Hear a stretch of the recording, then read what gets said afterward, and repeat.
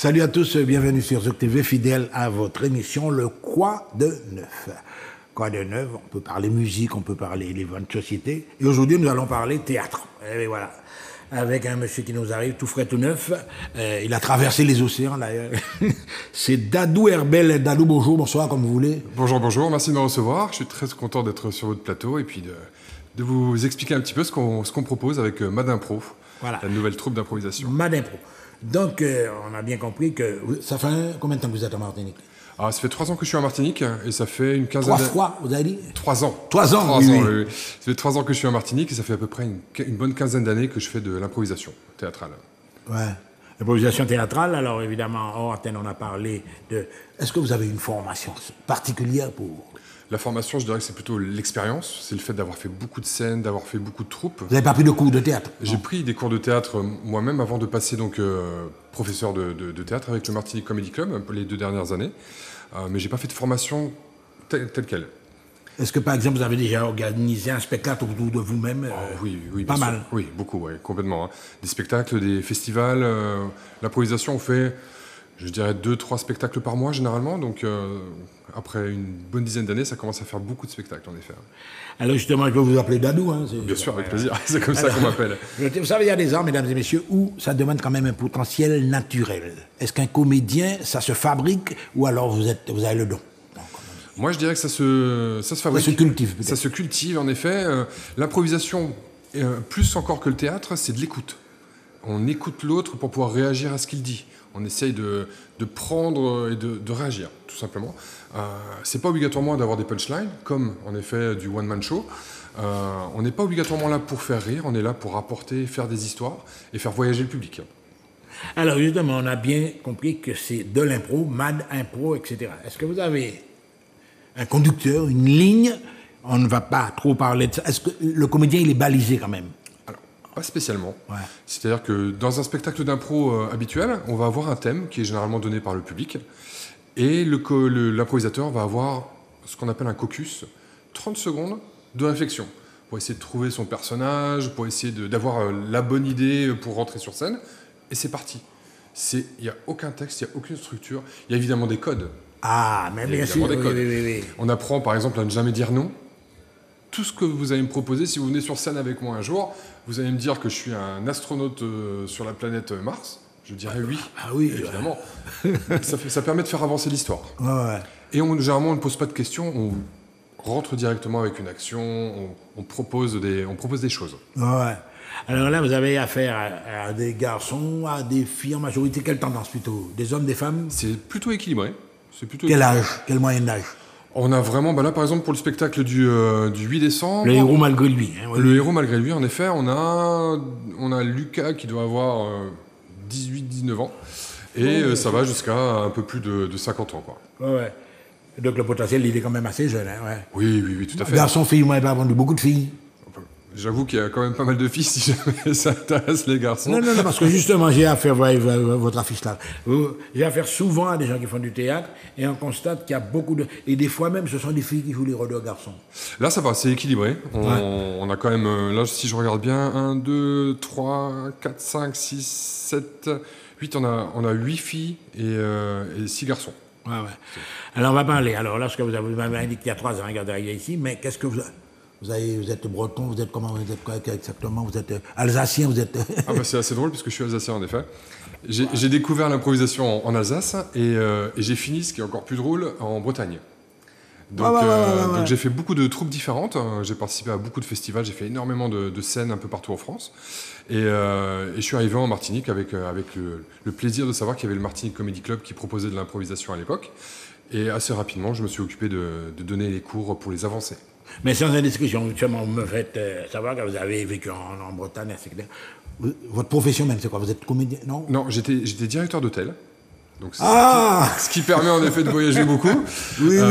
Et là, j'ai eu pour ambition de devenir comédien. J'ai suivi une formation qui m'a permis de découvrir justement les comédiens qui vont être sur le spectacle, de jeu face caméra, qui a été proposé par un centre de formation guadeloupéen. Et on reprend le niveau 3 là, début décembre. Eh bien justement, et là vous découvrez également par la même occasion le théâtre antillais. Tout à fait. Vous avez des grandes mentions, Monfine, notre excellente, ces personnes-là. Bien sûr. Et vous constatez que ça a un impact sur le public. Hein. Les spectacles de Monfine, à Bercy, c'est fait à guichet fermé. Hein. Bien sûr. Casino de Paris, 3 casinos de Paris. Complètement, hein, c'est à guichet fermé partout, ça a un impact sur la société. Phénomène, ça fait du bien. Ça fait du bien tout simplement parce qu'on oublie un petit instant nos problèmes, on en profite pour rigoler, pour passer un bon moment et ça marche très bien. Oui. Ouais. Mais justement, je ne vais pas dire que vous êtes un coach, un détecteur de talent, on peut dire ça éventuellement. Alors, le héros, on va parler de la pièce et puis après on va peut-être revenir sur certains points. Donc, le héros malgré nous, une pièce de théâtre improvisée interprétée par deux approches complètement différentes, celle de l'improvisation et celle du théâtre. C'est ça. Vous faites la part des choses entre le côté théâtral et le côté improvisation qui demande quand même un certain potentiel. Hein. Bien sûr, oui. Le côté improvisation, il faut avoir cette habitude en fait d'aller vite, de réfléchir vite et de s'adapter tout de suite à ce qui va être proposé. Pour cette pièce-là, en fait, j'ai proposé aux comédiens qui n'ont pas l'habitude de l'improvisation le temps du spectacle des improvisateurs pour préparer une structure narrative, pour préparer leur personnage et pour avoir la meilleure des interprétations. Donc en fait, si vous voulez, on aura une seule histoire qui sera demandée par le public et deux interprétations qui, je pense, seront complètement différentes. Ça va être assez magique. Hein. Donc le public, il fait partie également... C'est toujours interactif, quoi. C'est toujours interactif au niveau de l'improvisation. Là, le public, en fait, le héros malgré lui, le titre, il est tout simple, c'est que c'est le public qui va décider sur le panel de personnes qui sera sur scène. Ok, je veux cette personne-là. Cette personne-là va s'appeler... Je sais pas moi, elle va s'appeler Gérard, elle aura 40 ans, il sera plombier. Son rêve dans la vie, c'est d'aller, je sais pas moi, de chevaucher une météorite, je sais pas. Et il a un TOC par exemple, il cligne des yeux toutes les 3 secondes. Un tic. Un tic, ouais. Et ça va être le squelette de l'histoire. Tout va être brodé, tout va être raconté à partir de là. Donc c'est un vrai exercice, c'est une vraie performance. Donc, vous êtes en train de m'expliquer que le départ vraiment de la performance, il vient du public. C'est le public qui choisit. Exactement. Et on ne peut pas dire que c'est le public qui choisit. Le public est souverain, c'est lui qui... On ne peut pas dire qu'il a mal choisi ou bien choisi, parce que vous connaissez vos comédiens, mais le public ne les connaît. Alors, j'avoue que je ne vais pas vraiment tricher, mais c'est moi qui vais être le maître de cérémonie. Donc, si vous orientez plus ou moins. Je vais prendre les meilleures idées qui vont venir du public. Ce qui sera le plus sympa à jouer, je vais essayer de le picorer. Ouais. Pour que ça rentre bien, en fait. Mais Dadou, alors là, il y a peut-être le danger, on ne va pas assister non plus à une compétition, parce que finalement, il y a un challenge là qui est en jeu là. J'avoue qu'il y a un petit challenge, mais j'avoue que j'aime bien aussi ce côté confrontation. Il n'y a pas compétition, puisqu'on est tous là pour prendre du plaisir, mais il y aura quand même une performance faite par les improvisateurs, une performance faite par les comédiens, et à la fin... un applaudimètre. Ça se joue à l'applaudimètre. Ça se jouera à l'applaudimètre, en effet, pour décider de qui aura raconté la plus belle histoire, puisque c'est vraiment le but de cette soirée du 8 décembre, c'est qui des improvisateurs ou des comédiens va raconter la plus belle histoire. Mais vous avez un droit de regard, évidemment, c'est vous qui les connaissez, qui les formez, mais des fois, les choix du public ne correspondent pas forcément à ce que vous auriez vu. Ça arrive. Bien sûr. Mais vous n'avez rien à dire, hein, c'est le public qui a... Et surtout, une fois que l'histoire est lancée, mon Dieu, il n'y a plus du tout de contrôle. En fait, on ne sait pas du tout où ça va. Il n'y a pas un timing. Ah, il y a un timing. Il y a un timing, évidemment. C'est entre 30 et 45 minutes, l'histoire. Donc, ils vont partir sans filet pour à peu près 45 minutes de spectacle, chaque équipe. Mais par contre, pendant ces 45 minutes-là, moi, tout ce que je fais, c'est que je me mets dans le public et je m'assieds et je regarde. Ouais, vous regardez. Alors là, je vais demander à nos amis en réalisation, Jordan, le terrible, et puis Manuela, évidemment, Jordan, de nous balancer déjà un extrait. OK? On va regarder ce que ça donne. Allez, quand vous êtes prêts. Voilà.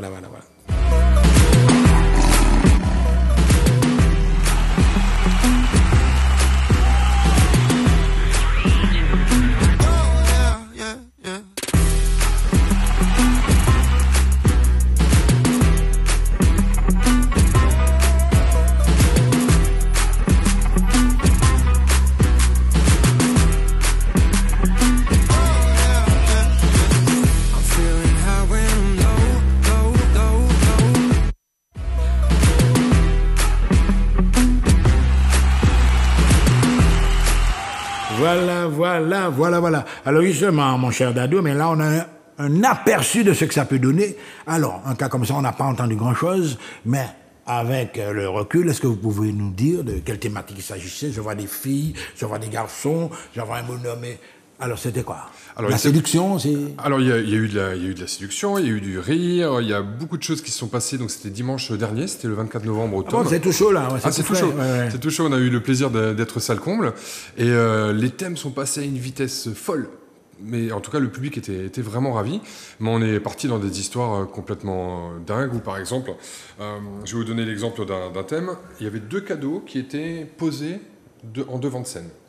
Le MC, donc le maître de cérémonie, a expliqué, voilà, vous allez faire... C'est vous le MC, hein? C'était pas moi, là. Ouais. Moi, je jouais comme par hasard, ouais. Et le MC dit... Des fois, vous jouez aussi, vous... Ah oui, bien sûr. Je préfère jouer que présenter, pour être honnête. Et le MC disait donc, voilà, donc vous faites une improvisation pendant 1 minute 30, et au bout d'1 minute 30, vous prenez un des 2 cadeaux au hasard, et vous voyez ce que ça donne, vous l'offrez à l'autre, comme si c'était le cadeau le plus extraordinaire qu'il ait jamais eu. Et évidemment, il ne savait pas ce qu'il y avait dedans. Je vois déjà la suite. Ouais. Et donc là, j'ai mon ami Cathy qui rentre sur scène avec mon ami Olivier. Olivier était en chaise roulante. Et Cathy, en fait, était celle qui avait provoqué l'accident d'Olivier. Donc en fait, il y a eu tout un début d'histoire comme ça où elle expliquait ce qui s'était passé. Ouais. Et à un moment, donc au bout d'1 minute 30, elle a pris le cadeau et lui a offert. Et quand ils ont ouvert le cadeau, c'était un multimètre. C'est un cadeau un petit peu original, on est d'accord.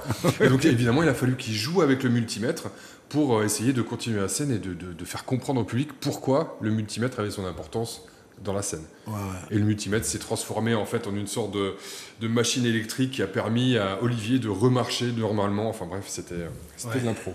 Oui, mais d'après ce que vous venez de me décrire, là, justement, il y a un concours de circonstances, etc. C'est elle qui a provoqué l'accident où il est tétraplégique, je sais pas, enfin, il est... Et il y a toujours une issue heureuse. On essaye d'avoir toujours une issue heureuse, en effet. Ce qu'on appelle la chute. Voilà, c'est-à-dire que dans les 15 dernières secondes de l'improvisation, c'est là qu'il faut apporter le petit plus. Alors ça peut être heureux, c'est le cas dans 90% des cas, mais ça peut aussi être malheureux. Il faut qu'il y ait une chute, il faut qu'il y ait une fin à l'histoire.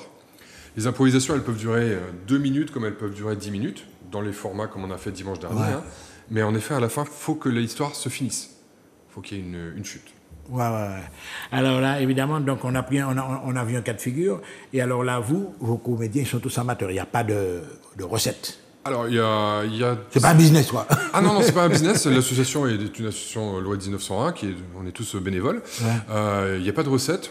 On vient en fait ici pour le plaisir. Pour notre plaisir, évidemment, le plaisir d'être sur scène, mais surtout pour le plaisir de faire plaisir au public. C'est notre motif principal. Alors, une histoire dont le héros ou l'héroïne sera choisi par le public. Les 2 équipes auront son nom, son âge, son métier, un trait de caractère, etc., un hobby et son rêve ultime dans la vie. Que se passe-t-il ensuite, etc. Donc, le public a déjà des données... Qu'il a donné lui-même. Qu'il a défini lui-même, et que les comédiens devront respecter aussi un petit peu. Bien sûr, complètement. Hein, c'est le fil conducteur de l'histoire, hein, donc ils sont presque obligés de le respecter. Je veux dire, à partir du moment où on a décidé de qui sera le héros ou l'héroïne, on aura le nom, son âge, sa profession, on aura tout ce qu'il a défini, en fait tout ce qui nous définit comme être humain, et il faudra donc qu'on construise une histoire autour de l'héros ou l'héroïne malgré lui. Oui, mais Dadou, il y a un problème, c'est que quand vous me dites que le public a dit, il y aura plusieurs propositions dans la salle, évidemment. C'est moi qui choisirai la proposition principale, qui sera la même proposition pour les 2 équipes. C'est ça qui est intéressant. Donc il y aura vraiment 2 interprétations de la même histoire. Et on verra où les 2 vont partir dans des directions que je sais d'avance qui seront complètement différentes. Ouais. Non, mais c'est relatif. Hein. Peut-être que vous aussi, vous envisagez des réactions que le public n'a pas non plus. Mais c'est le public qui est souverain. Ah, c'est le public qui est souverain, complètement. Même si c'est un navel et puis les gens s'arrachent les cheveux, tout ça, c'est que ça marche. Ouais, c'est ça. C'est ça. Ce qui est important, c'est de faire véhiculer une émotion, de raconter une belle histoire. Oui. Et nous, ce qu'on veut, c'est que le public, pendant l'heure et demie, puisque ce sera 2 fois 45 minutes, pendant l'heure et demie de spectacle, il oublie tout ce qui se passe ailleurs que dans le théâtre et qui se focalise sur les performances des acteurs, quoi. Alors, vous m'avez dit que vous avez à votre disposition combien, une dizaine d'acteurs à peu près? Donc là, on a 7 improvisateurs contre 7 comédiens. Alors, vous m'avez parlé de durée. 1h30 de spectacle, c'est énorme, ça. Ouais. C'est 2 fois 45 minutes. Et combien de couples on peut voir pendant ça? De couples? Ouais. Alors, il y aura... Ça fonctionne pas en couple ou bien pas Alors, en effet, par trio aussi? Ça fonctionne plutôt par couple, en effet. Par couple, ouais. Autant de couples que possible. Logiquement, les 7 personnes de chaque équipe vont devoir se rencontrer. Ouais. Logiquement, les 7 personnes de chaque équipe connaissent le héros. Ça sert à rien d'avoir quelqu'un qui n'a rien à voir avec le héros. Après, ça peut être, en effet, on peut être barman dans un café et être la personne à chaque fois où on raconte les histoires des autres. Ouais. Ça peut être intéressant. Mais ça, c'est libre choix pour les acteurs et pour les improvisateurs. Je n'ai aucune idée de ce qu'ils vont faire. Oui, mais par exemple, alors là, on va un petit peu mettre une autre coloration dans ça. Vous êtes dans un pays qui s'appelle la Martinique, qui a des coutumes, qui a une culture, Bien etc. sûr. Qui a, c'est vraiment, il y a des habitudes que nous avons en Martinique que vous n'avez peut-être pas connues en Bretagne ou en Alsace. Le chanter Noël. Bien sûr. Est-ce que vous vous inspirez également de cette tradition martiniquaise, de la réalité que vous avez en face de vous? Alors, je vous avouerai que l'équipe des comédiens est une équipe beaucoup plus martiniquaise. Et j'espère... Enfin, des gens qui vivent en Martinique. C'est ça, ouais. J'espère qu'il y aura une coloration, en effet, plus locale que l'équipe d'improvisateurs. On verra ce que ça va donner, mais j'ai vraiment hâte. Oui, vous êtes très, très, très optimiste. Alors là, je ne vais pas, disons, noircir un peu le tableau. On a une réalité sociale assez particulière ces jours-ci. Bien sûr. Ça ne va pas vous inspirer d'une improvisation ni de sketch. C'est délicat, là. Ouais. Alors là, vous y avez pensé? Bien sûr. On peut pas... On essaye parfois, quand on fait de l'improvisation, parfois on sort des choses qui ne sont pas obligatoirement les bonnes au bon moment. Mais le public sait qu'on est dans un contexte, dans un endroit où on peut prendre les choses un petit peu plus drôlement. Donc ça passe. Mais on essaie d'éviter quand même. Mais c'est ce que je suis en train de vous dire, hein. Vous savez, il y a un peu de tout dans le public. Bien sûr. Vous connaissez vos comédiens, enfin, des fois, est-ce que justement vous avez déjà eu des surprises? Est-ce qu'il y a des comédiens qui, je ne vais pas dire qu'ils font des gaffes sur scène? Ça peut arriver aussi. Ça peut arriver, bien sûr, hein, mais j'ai plutôt vu des gaffes ou des choses un petit peu plus mordantes dans les one-man shows, où en effet, la personne sur scène a envie de piquer un petit peu le public et de faire réagir. Nous, on est plus dans une optique de raconter de belles histoires que d'aller secouer, en fait, d'aller secouer les gens, quoi. Ah oui, parce qu'il y a des comédiens, enfin, vous avez l'expérience des grands comédiens, je ne vais pas citer de nom, hein, des fois qui... Alors, ça va peut-être vous déranger la question. Est-ce que vous avez déjà eu affaire des fois à des remarques racistes? Non, pas spécialement. Pas spécialement? Non. Ouais. Sur le principe, on est là en effet pour faire plaisir aux gens. Pas vous personnellement, hein, oui, bien mais sûr. dans les commentaires du public, vous avez jamais noté des... Non, pas du tout. Quand j'ai beaucoup joué avec le Martinique Comedy Club, on a joué évidemment au Garage, qui est l'endroit privilégié pour le Martinique Comedy Club. On a joué à l'Arobase. L'Arobase, oui. Oui, ouais. On n'a jamais eu de soucis. On est vraiment là pour autre chose. On oublie les couleurs de peau, on essaye tout simplement de s'amuser et de faire passer un bon moment aux gens. Et moi, personnellement, j'ai encore eu jamais de soucis. Ouais. Alors là, on va voir comment également votre spectacle, parce que c'est une... Vous pensez qu'en Martinique, vous avez apporté un élément nouveau? Alors ça, c'est nouveau pour une bonne raison, c'est qu'en fait, des pièces de théâtre improvisées, moi, j'en ai déjà fait beaucoup, donc de ce format-là. Généralement, ça dure un petit peu plus longtemps, ça dure 1h15, du héros malgré lui. Mais ce format où on mélange les genres et les saveurs et les talents, où on mélange les improvisateurs et les comédiens, je ne crois pas que ça a jamais été fait nulle part, en fait. Alors, j'ai espoir, en tout cas, que ça n'a jamais été fait nulle part. Donc c'est nouveau pour la Martinique, et c'est surtout nouveau dans ce style de spectacle. Ouais. D'avoir 2 interprétations complètement différentes avec des gens les comédiens n'ont jamais fait d'impro. Donc là, ils sont courageux. Hein. Ah mais oui. Ils sont très très courageux. Je suis fier d'eux, d'avoir le courage de se lancer dans quelque chose où on ne sait pas où on va aller, quoi. Là, je m'adresse au coach, enfin au formateur, on peut qualifier ça comme on veut. Est-ce que vous filmez les spectacles? Alors souvent, on a un photographe qui photographie. Je ne parle pas de photographe filmer la globalité du spectacle. Non, ou après le revoir avec les comédiens. Non, c'est pas le cas. C'est pas le cas. Souvent parce que l'improvisation, c'est quelque chose qui se vit dans le moment présent. Et j'avoue que quand on le filme, ça n'a pas le même rendu. On n'a pas d'accessoires, on n'a pas de décors. On fait les décors nous-mêmes, on fait les accessoires nous-mêmes, on mime les choses nous-mêmes. Donc autant le public, il a l'effet Kuleshov qui lui permet de tout de suite comprendre ce qu'on est en train de jouer. Autant quand on le filme, c'est pas la même chose. Il y a quand même cette distance visuelle. Je vois donc vous consacrez plus une large part à l'improvisation. Je m'explique. C'est-à-dire que le même film la même scène qu'on va filmer, que vous allez montrer aux comédiens, vous ne voulez pas la stéréotyper. C'est-à-dire, on a fait ça. On va faire au Lamentin, on joue au Lamentin. Est-ce que tu peux me refaire la même chose? C'est pas possible. C'est impossible. C'est tout simplement pas possible. Donc chaque C'est un monde nouveau, c'est une interprétation différente. Chaque spectacle est toujours différent. Ça sera jamais la même scène, jamais les mêmes répliques, jamais les mêmes paroles, alors qu'on peut utiliser exactement les mêmes comédiens et les mêmes thèmes. Mais ça sera toujours différent et c'est une des forces de l'improvisation, en effet. Non, mais je me pourquoi je vous ai dit ça, le fait de les filmer, ça pouvait vous servir également de mock pour voir, parce que vous êtes amené à travailler sur de longs mois, peut-être voire des années, comme ça. Bien sûr, hein. Ouais. En matière d'archives aussi. Mais c'est intéressant, on va y réfléchir et pourquoi pas commencer à filmer sur ce coup-là. Ouais. Alors, ce qu'on va faire, le 8 décembre 2024, donc, vous allez lancer votre invitation. Ok. À vous la parole, c'est parti. Ouais. Donc le 8 décembre 2024, j'ai le plaisir de vous accueillir donc, au TOM. Ça sera de 18h à 20h pour un spectacle complètement inédit, Le héros malgré lui, avec 7 improvisateurs de talent et 7 comédiens très très courageux qui vont vous donner un spectacle auquel on ne s'attend pas en fait. On a parlé de billetterie, je n'ai pas encore évoqué ça avec vous. Vous pouvez dire Alors, la participation est de combien? Ouais. La participation est de 5 €. Ah, c'est vraiment, c'est justement, sympa. voilà, c'est juste open bar. Ouais. C'est symbolique, exactement. C'est pour que le maximum de personnes puissent en profiter. Et puis on trouve les billets sur Bizouk, tout simplement. Tout se passe. Est-ce que vos comédiens, ils ont déjà en projection des perspectives de venir peut-être un peu faire de la scène après? Est-ce que vous avez déjà dénoté Ah oui, bien sûr. Repérer même des talents? Complètement. Après, je peux vous garantir d'une chose, c'est que toute l'équipe de comédiens, vous allez les voir bientôt sur le paysage martiniquais, ça je vous le garantis. Ils sont talentueux. Ah bon, vous avez des talents là, vous avez une réserve là. Ouais. Ah oui, là, ils sont tous talentueux, ils sont tous dans l'énergie. Il n'y a pas d'enfants? Le plus jeune est Lucas, dont je vous ai parlé tout à l'heure, qui est à peine majeur. Et ça va, ils vont tous cartonner, ça je vous le garantis. Hein. Ça va.